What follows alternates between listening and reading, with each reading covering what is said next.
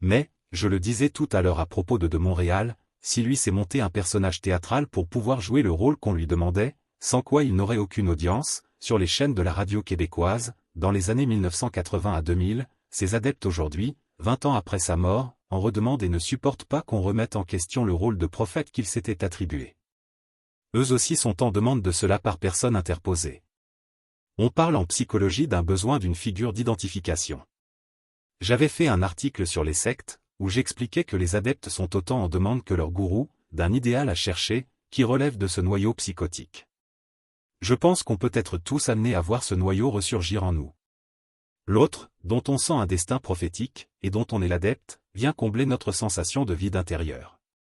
J'ai eu l'occasion de faire une formation dans une école en développement personnel, où un leurre collectif était cultivé, par lequel le groupe s'identifiait à un idéal totalement factice, où ceux qui révélaient la supercherie étaient regardés comme des traîtres à détruire. Le groupe se fondait sur ce que j'ai alors appelé la complicité contre. Le fait d'avoir un ennemi commun fait que des gens ont l'impression de s'aimer, simplement à lapider psychiquement celui qu'on rejette, ou qu'on sent remettre en question la sensation d'unité du groupe. Il est intéressant de voir comment les membres de ces groupes ensuite, une fois qu'ils perdent les ennemis par lesquels ils se soudaient, finissent par se déchirer entre eux.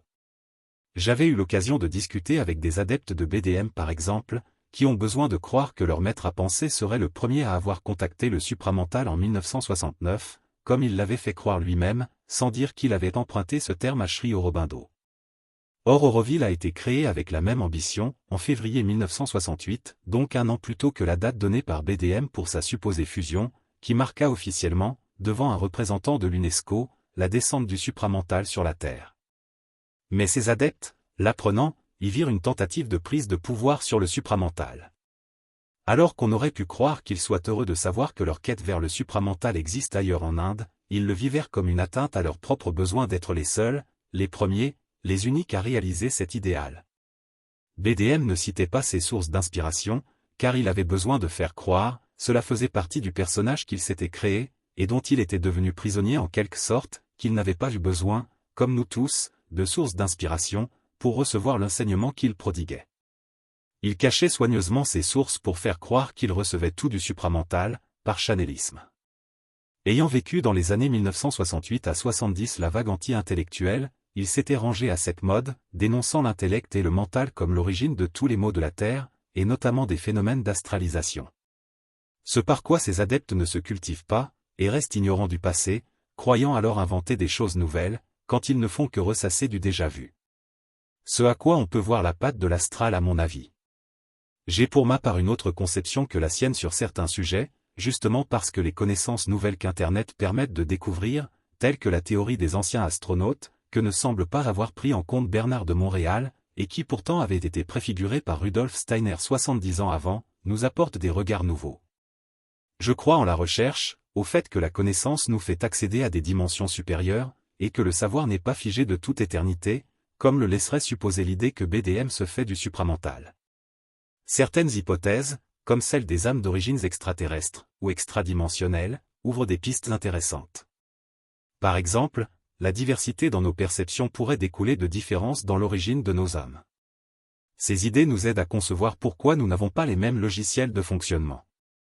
J'avais émis déjà l'idée que nos âmes puissent être assimilées à des logiciels issus de civilisations ou dimensions distinctes, sous la forme d'une métaphore pour expliquer nos façons de penser et d'interagir, souvent différentes, même si chacun croit que sa manière à lui de sentir serait la seule authentique, et que les autres ne pourraient être que factices.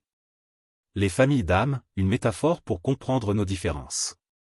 En imaginant que nous sommes sur Terre avec des âmes provenant d'autres civilisations, la diversité devient compréhensible. Le concept anglais de starseed illustre cette idée, des âmes issues des étoiles, de civilisations variées. Ces différences d'origine peuvent expliquer la pluralité des familles d'âmes. Cependant, appartenir à une même famille d'âmes ne garantit ni affinité émotionnelle ni compatibilité relationnelle. Si des points communs, dans la manière de fonctionner existent, par quoi on peut se sentir complice, ils n'impliquent pas forcément une entente affective, fraternelle ou amoureuse.